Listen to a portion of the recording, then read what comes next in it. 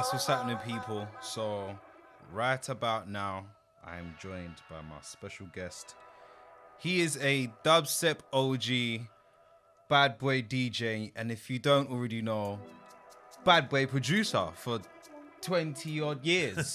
But we're gonna educate them because got my guy N-Type in the building. Yes, brother, big up, man. And he's got the new album, the debut, right? Yeah, debut production album, yeah. Typography out right now on his label, Wheeling Deal. The Wheeling Deal boss man himself. Nice to have you in the Mode studio, man. How's it going? You good? Nice to have me, mate. I love it up here. Mode's wicked. Sick. You know I like it up here. Come on. So we're here. We got you here because obviously your debut album, Typography, is out right now. And I thought, no, we need to get you up here and educate the people and dig into the psyche of N-Type as the producer. We kind of know about the DJ, but the producer, I feel like that needs more of a light shine upon it. So, yeah, man. So, what is your musical upbringing? Like, what music was you hearing out and about in the area, in your household, just growing up? Well, a bit of everything, really. Like, my mum and dad, they weren't like hardcore music people, but they liked to kind of a broad range of stuff, but they always had tunes playing and stuff, so there was always music around. My uncle was, well, both my uncles really were like my really people to look up to for the music side of things. Like my Uncle Dave, he had a music shop called Potter's Music, and basically what that was, it started in East London and then it moved down to Croydon, and then it moved out of Croydon into Merstham, which is just a little bit outside of Croydon. And they dealt with like violins and pianos and double bass and that kind of stuff. Basically, they were like bow makers. And my cousin, like obviously, she got into it, and she made one of the first. I think it was the first electronic violin. It was called Rainbow, for a brand called Rainbow Violin. That's what it was called. Okay. And she started marketing that, and then you can still buy them now, I think. But she got a franchise deal with Gibson guitars, and that was what they used to have down in the shop in Merstham, and they was always showing me a lot of like kind of classical music, band music. My uncle was in a band as well, and my cousin was in a band as well at the time, and they were really into that. And I liked, like, I tried to sort of learn guitar, but I was pretty shit at it, and then I was like, I'll try piano. Like, yeah, I'll have a go at like keyboards and stuff, because I like keyboards, because in the 80s it was like, the keyboards, the Casio would come out and all that stuff, and it was like, you can press the beat, and I was like, yeah, you can sort of make a beat and then make a tune. So I was kind of into that, but I was pretty crap at that as well. So it was when I started seeing like decks and people like scratching and like, doing that sort of stuff and playing tunes on decks, I was like, oh, I really want to get some of them. I always wanted to interact with music, do you know what I mean? Whether it like, I was trying to play these instruments, but I just could never really get that. But for me, my instrument was decks. So when I got a second-hand pair of belt drive decks on my 14th birthday, and it was around the time of like, it just come out of the early hardcore stuff, and it was kind of the jungle era. It was like 94. So I was like, right, I'm just gonna go out and buy loads of jungle records, and that was what sort of started me. But then obviously I had no idea what I was doing. And then I just listened to like tapes like DJ Hype and Andy C and people like that. And I'd be like, yeah, and I'd get to buy the same tunes, yeah. And try and do the same mix and be like, oh yeah, that sounded all right, that one, that time. You know what I mean? So that kind of taught me how to mix beats. And then I was just addicted to DJing, man. And then I remember doing one DJ competition, and it went from the belt drives to Technics. And like that was another leap. There's already been these like little leaps for me where I realized, oh shit, I need to do that. I need to do this. That's a big leap, the belt drives to the Technics, yeah. And it was a competition, mate. And I was banging it up hard. I'll never forget it. I was like, oh my God, what am I going to do now? Fuck this. Do you know what I mean? And then I was like, the world, didn't it? Yeah, I was gutted. And then I thought, you know what? I just need to buy some Technics and practice with them. So then that comes sort of later on, and then I got Technics. And then, so what age was you when you proper got into the DJing? Proper DJing, well, I mean, with the belt drives, I was like 14. And it was, the thing was my first ever radio show, which I always forget, and I thought about this the other day. I was doing like school radio. They had like a radio, like booth thing at the school, and like you just be able to like play tunes over like lunchtime and stuff like that. And there was some guys in there like they just play like, you know, commercial stuff and like pop stuff, and I was like, no, we need to play jungle and drum and bass and that, because that's what everyone's into. It was jungle at the time, drum and bass come a bit later, but like I was like, I used to bring in my tape packs and stuff and just play them at lunch and then just introduce them in and stuff like that. Yeah, he's Andy C at Hysteria or whatever, like, do you know what I mean? And yeah, and that's what we used to do, and that was my first like sort of taste of radio. And then from there, we were going record shopping like Big Apple, loads of places in Croydon, Wax City, like for jungle. Then Big Apple was more for like garage and stuff, even though they did have jungle in there. But I always used to go and see Kev and John at Wax City. So I'd buy a load of tunes and then and make mixtapes and just DJ in my bedroom for years. I did that for a good few years until like John in Apple was like, you guys should be on the radio. And then he was like, do you want to do a Big Apple record show at this like legal station in Merston? I was like, yeah, go on then, let's give it a go. And it was wicked, I loved it. And it was going quite well. A few people was coming into the shop, and then he was like, right, you should do Pirate now. And I was like, all right, cool. So like, who do you know? And he was like, Delight FM coming here all the time. Like it was, I think it was Mr. C from Soul Solid. He was like their manager, I think, at the time. And he used to come through and they give we used to sell CDs in Croydon at all the record shops, like mix CDs, and then they gave one to them, and then we got into Delight, and that was my first like real proper show. I think that was like, when was that? It was about 98, 99, I think, 99. Right. Yeah. Wow. So I think it was 98, I think. Don't know, it's hard to remember, it's so long. Yeah, no, so you've got a long history in the game, man. So obviously you got knee deep in the DJing from early doors. But you obviously got back into the production at some point, because you said, you know, the decks was your instrument, because you weren't really, you gave it a go, the production, but the decks kind of took you away from that. When did it come to the point where it's like, I need to jump back on the rhythms? Well, this is the thing. Like, I mean, I always wanted to make tunes, but I didn't have any of the stuff at the time because this was quite early. So you had to have like, you know, Akai sampler. You used to have like, you know, like a mixing desk, all the like, hardware, innit? Proper hardware. Do you know what I mean? And at the time, I didn't have any of that. So like, I had a mate who was making jungle. I linked up with him. I made one jungle tune. He just like engineered it for me, kind of thing. And I've got it somewhere like, in the loft on a tape. Do you know what I mean? But it wasn't like anything amazing, and it was nothing like, you know, good enough to release. But I was like, I like this is cool, but I didn't have the money to get all the stuff. So like then like what happened later on was like Reason 1 come out. So I actually, no, before that I had Logic as well. E-Magic Logic is before it was Apple Logic. And I made one tune on that, and it was called World Melts, yeah. And I've got that on dubplate. That one's out. It's total shit, but like I've got it on dubplate. You still got it? Yeah? I've got it on dubplate. Yeah. I found it the other day. But that one, that was like my first real dubsteppy dark garage tune. And then I got Reason 1, that come out in 2002. And that's when like I really like just started building beats, because the thing was is it looked kind of like the studio. You had like the sampler rack. You have to like put the wires in, like how you do it in the studio. And I was like, I love this, because when I was looking at Logic E-Magic, it just felt like bland, like, do you know what I mean? You're just looking at a thing, you'd open up the sampler, yeah, cool, but it just felt like it wasn't real, do you know what I mean? It just felt like detached, like a computer program. But when you had the Reason, and it was like, yeah, you can plug in like the CV mergers and everything, and you know, like it was quality, and it felt like it was almost like playing a computer game as well. So then that I love, because I love computer games, man. So did you actually know what you was doing? Because you have to wire the racks or whatever. Did you actually know? I knew a bit, yeah, of course. Like it was obvious, like, you know, you got to plug that into there. You basically open up a mixer, and you're like, right, I can put that synth and plug that into that mixer. Do you know what I mean? On that channel 1, on channel 2, you open the drum machine, you link that in. So I kind of knew what I was doing. It was I found it quite obvious. But then, like when you looked into it, I was like, okay, cool. All right, how do you do wobble bass lines and stuff like that? And then that's how I sort of started learning to do LFOs and envelopes and like filters and stuff. Do you know what I mean?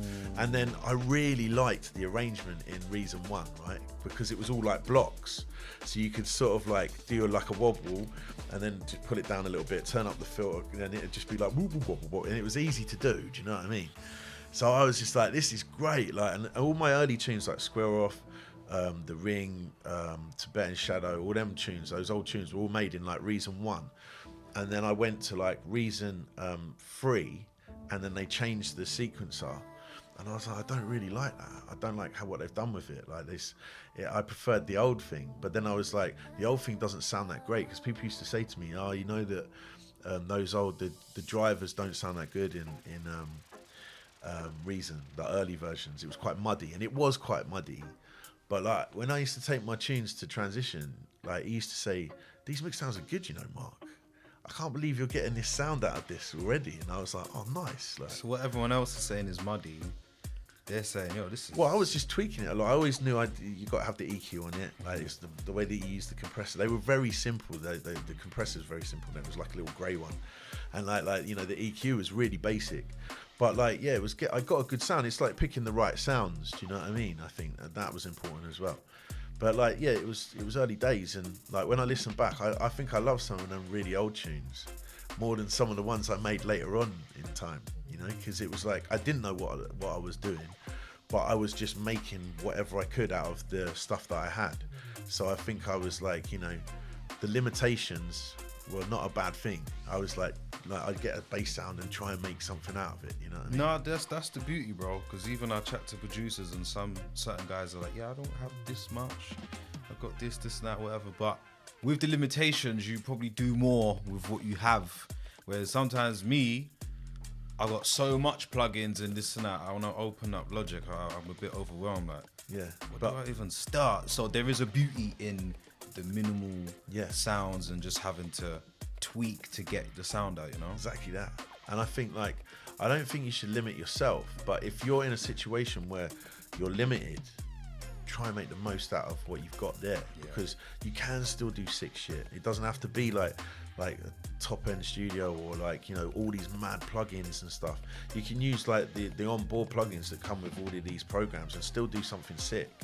You know what I mean? Sometimes you'll make one tune super quick and you'll be like, raw, I only used like, you know, EXS 24 or whatever it was at the time, and da-da-da-da-da, you know. But now it's just like, like you say, you can get overwhelmed. There's so much stuff, so many samples, so many, everything. Do you know what I mean?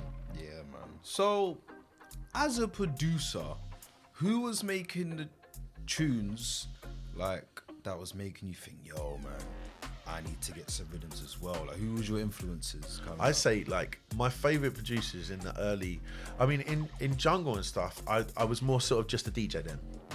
And drum and bass, to be fair, with the drum and bass came through, I really liked like Bad Company. I liked DJ Die, Ronnie Size, like a lot of that sort of drum and bass was coming through then. That was wicked. The Bristol sound was quality. I loved all that. And I was like, yeah, this stuff, that kind of made me like that. Around that sort of time, I was getting more interested in doing it. But then when I started buying, like at one point I was doing buying jungle and drum and bass and garage at the same time. And I was just making my money from like, you know, washing cars and that sort of stuff. And then going to I used to know when the distributors would turn up at the record shops. And I'd go and wait. I'd just bunk school, go up there and just wait all day, like, and just talk to Kev and John in Wax City, and just wait for them to, like, you know, they'd be like, oh, V Distribution's coming today, or like it'll be SRD or whatever, and I just wait for these, so I get some promos or I get like early stuff. Because if you go on a Saturday to a record shop back in the day, it's ram jam, and you walk in, like it's like, you know, you're right at the back of a packed room, like a rave. Do you know what I mean? And they go, who wants one of these? And everyone goes, yeah, and that'll be it, gone. Do you know what I mean? So I go, right, I'm coming in the week. I just won't go to school. I go this, right? So yeah, basically that was me. So yeah, then I was more into the record buying. But then when it got to the garage days, like that's when like a few more programs started coming out. I think Fruity Loops come out. My mate got it, and he started like trying to make me some tunes. And then I was like, oh, I kind of like the idea of that. I want to sort of do that. And then that's when I got like Logic, and then started making tunes. But it was like really, I wanted tunes just for me to play. It wasn't like I was like focusing on making the next hit or like a tune to put out on vinyl or anything. I just wanted to have the tunes for myself. And that's kind of what I was like for a long time, really.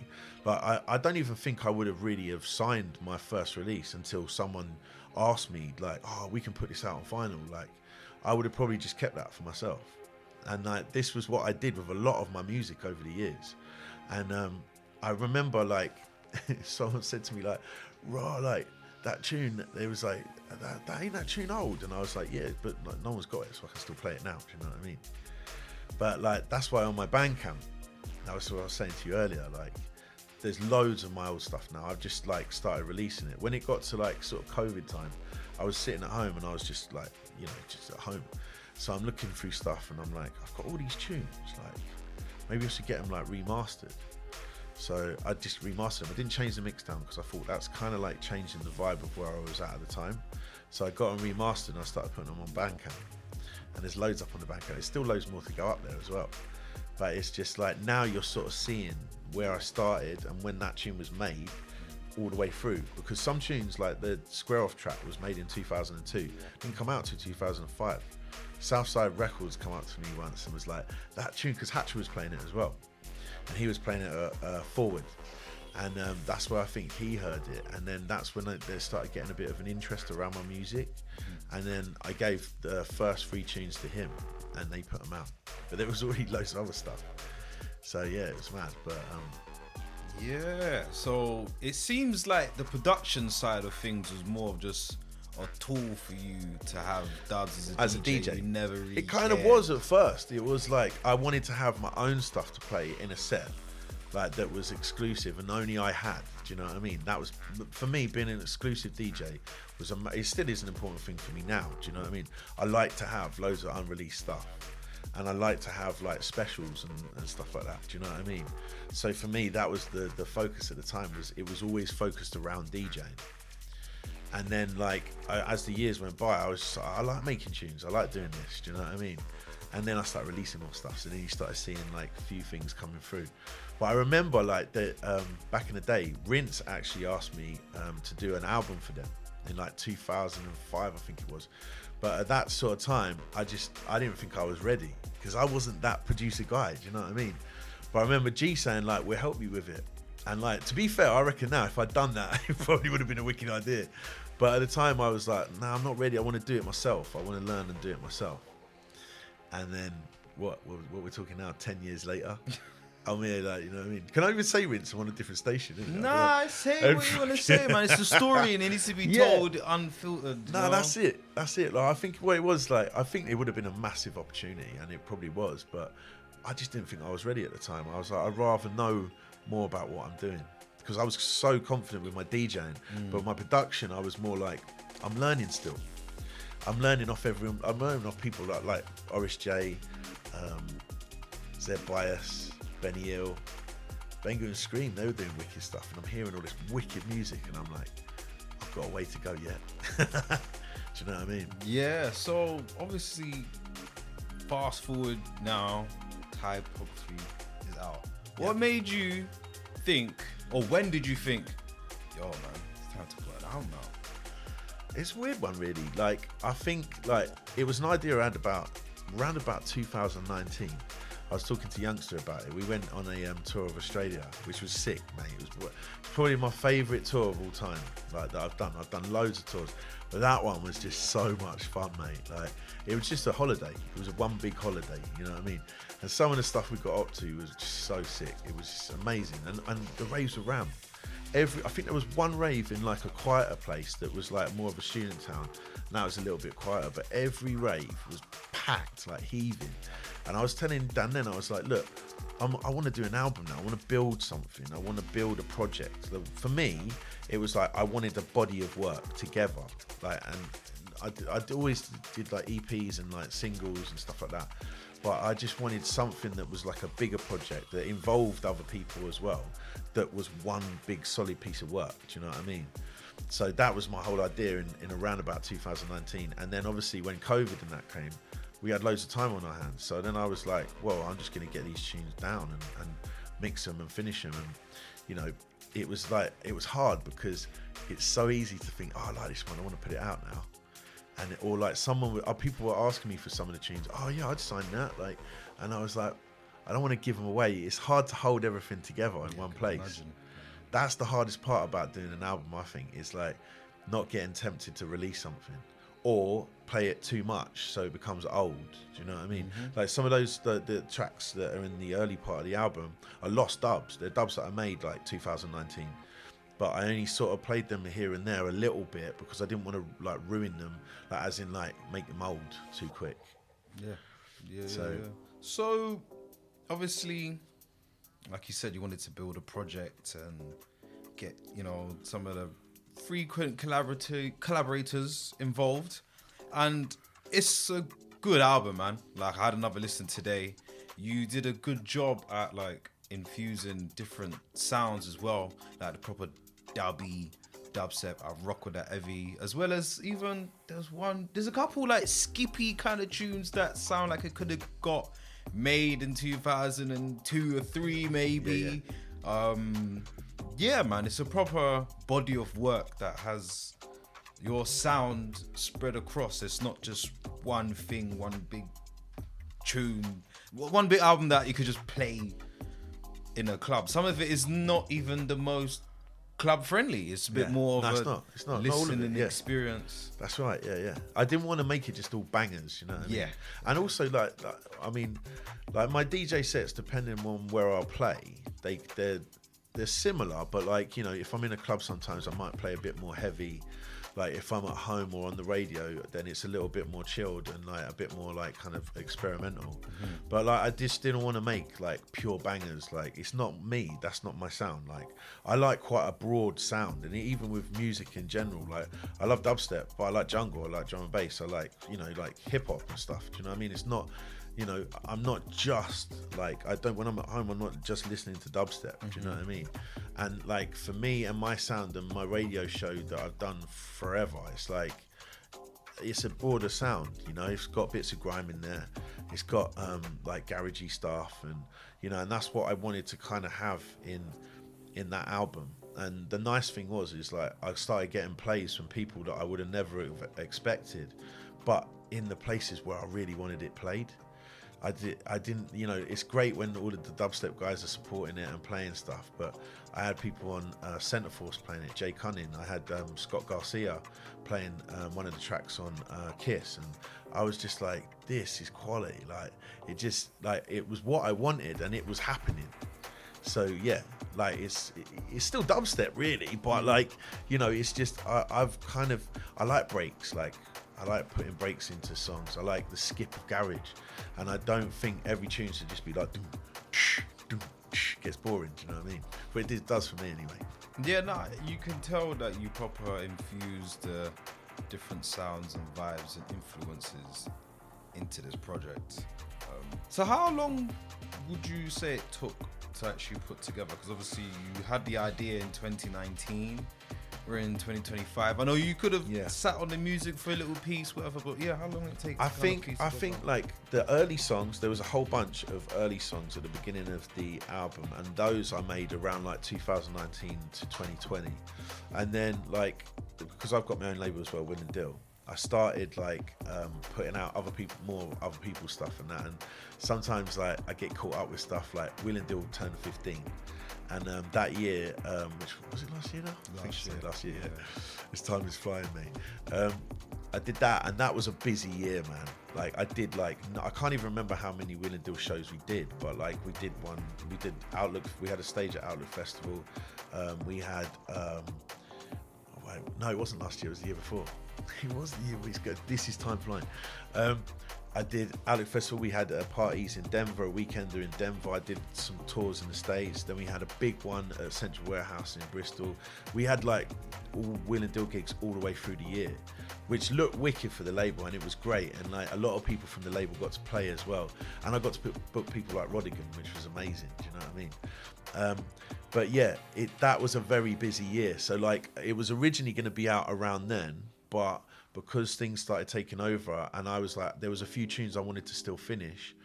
I was like, nah, I need to spend a little bit more time on this. I don't want to rush it. The one thing is I didn't want to rush it. It's been like, since I had that opportunity to have an album years and years ago, I just thought, well, I didn't rush it then, and I'm not going to rush it now. Do you know what I mean? I want it to be the best I can do at this time.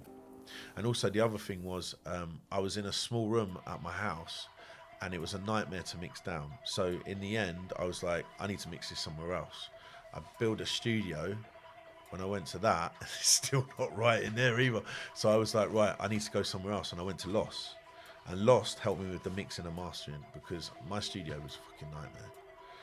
So and he did an amazing job of it as well. Like, the Yeah, difference it was, sounded I sick, just man. I took it there just for him to master, and then he was like, you can change that little bit. You could tighten that up, and I was like, this is what I want to hear. Do you know what I mean? I love having another set of ears on things. And like, he was just like, no, you could tighten that up, but if you did it in the mix, and I was like, let's just mix it here. Let's just mix them here. So like, he helped me massively, and he was mixing it and he mastered it, and the masters came out so much better and loud and like not distorted, and you know, so it was good. But mine was a bit too bass heavy and a bit too distorted, you know what I mean? But you know, it's I've learned a lot doing this album, man. Big time. Yeah, so it's been out for a couple weeks now. Yeah. What's the feedback been like? It's been wicked, mate. I should have shown you actually. Like, we used the Press Firm hype music filter to like get it out to more people, because that was my thing as well. I've got a mailing list. I could just send it out to anyone like who's dubstep or grime. But then I was like, I want to get to other people. Do you know what I mean? So I used hype music filter, and they got it out to like a whole bunch of different people, and the feedback was just awesome, man. And there was like people like Laurent Garnier playing it, like some of the tunes, and like oh man, like say Scott Garcia and people like that, and like just people that I never thought would be playing this stuff was playing it, and I was like, that's done us proud. Do you know what I mean? And I mean, like, since it's come out, like, it's like literally yesterday it went #1 on Juno Download, which is pretty cool. I was like, right, that's wicked. Like, because that week I was like, it hasn't really charted anywhere, and I was like, that's a bit weird. And then like, yeah, bang, it was like at #1. I was like, okay, that's cool. I've got a crack Beatport now, and I get iTunes and that as well. And that's rare, do you know what I mean? Especially for underground shit. So I'm not getting too excited about that, but you know, it's it's doing well, mate, out there. The Bandcamp was just flying out. I couldn't believe it. Like, my mate sent me he went to buy it, and he sent me a little clip of him scrolling down, because I didn't know that when you buy something, like, it shows all the other people who are buying it. It's who support. And he was just sent me this like this, and it was like him flicking down, just going, fucking hell, look at this. So it's going well. Sick, man. What's your favourite? I know this might be a hard What's question. my favourite tune? Yeah, what's your favourites? Top 3. I like Through the Fog. That one I made probably in about 2001-ish. 2021, sorry, not 2001. That one, that I really like that, because it's like really melodic, but it's got strings. I love strings. Like, I think that comes from my uncle, The and classical my side. Yeah, and my cousin, because like, you know, they were like playing violin a lot of the time. Do you know what I mean? And guitar. So the strings, like, I love strings, man. Like, violin has so much emotion in it. So that one's a big one for me, and I like how it switches up as well. It starts very dubsteppy, Gets and a bit then breaky, it gets second breaky drop, on the innit? second drop. Yeah, I like doing that. That's something I like doing. Yeah, so that one's a good one. I like More Time. That's one of the latest ones I made. I made that one last year, just before. That's we did with it. Eclipse. Yeah.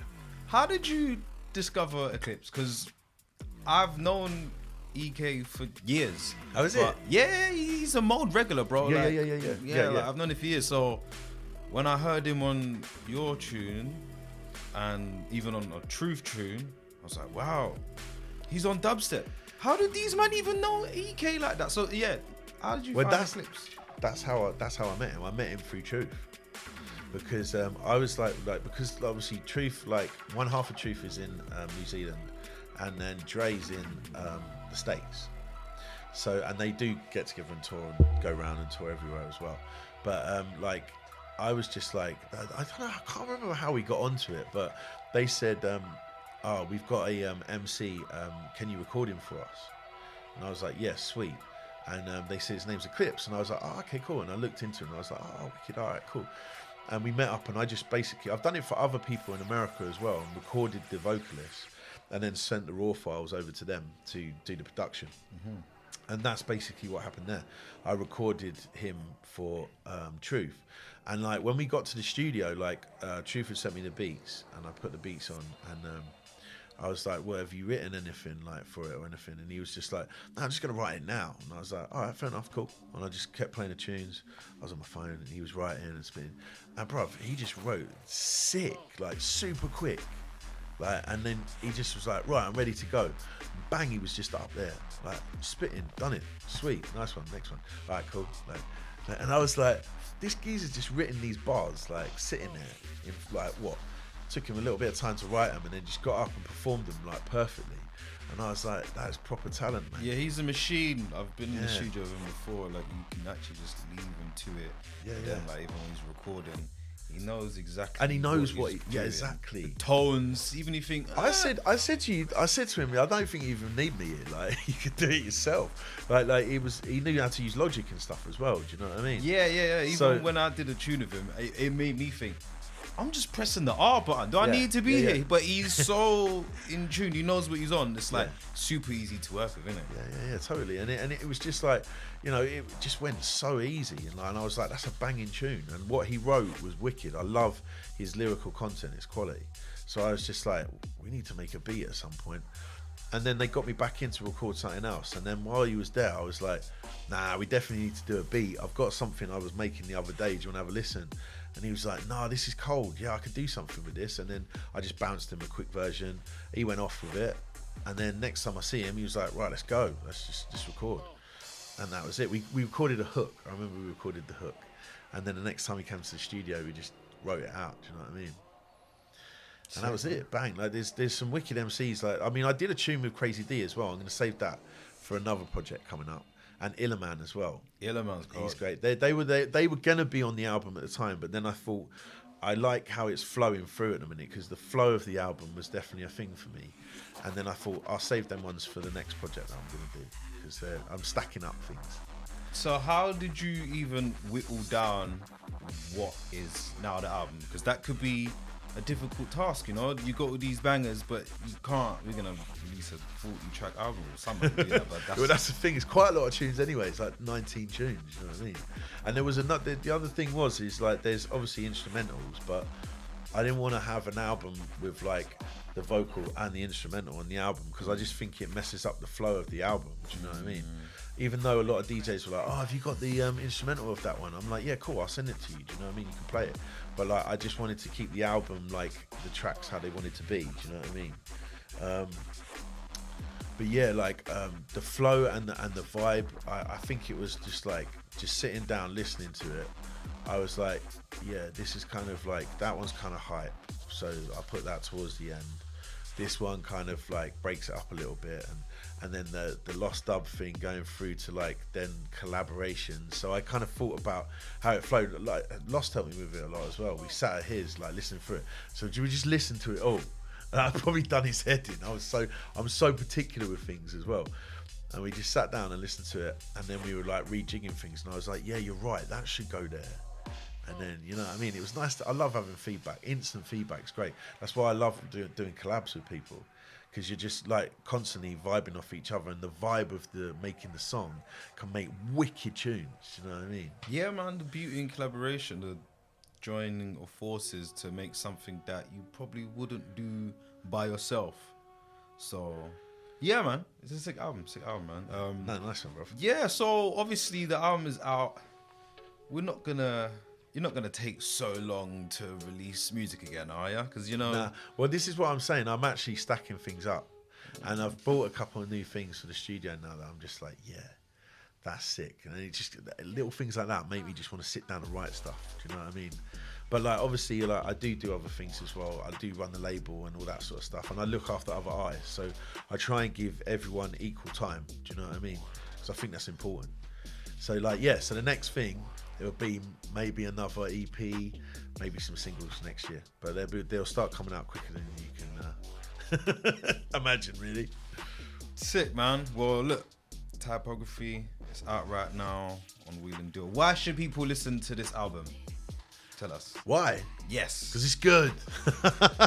Yeah, I've spent a lot of time on it. There's a lot of love that's gone into it, and a lot of good people and a lot of talented artists on there. So yeah, go check it out. All right, cool. So anyway, we're gonna go into the mix, so don't go nowhere. Keep it mode.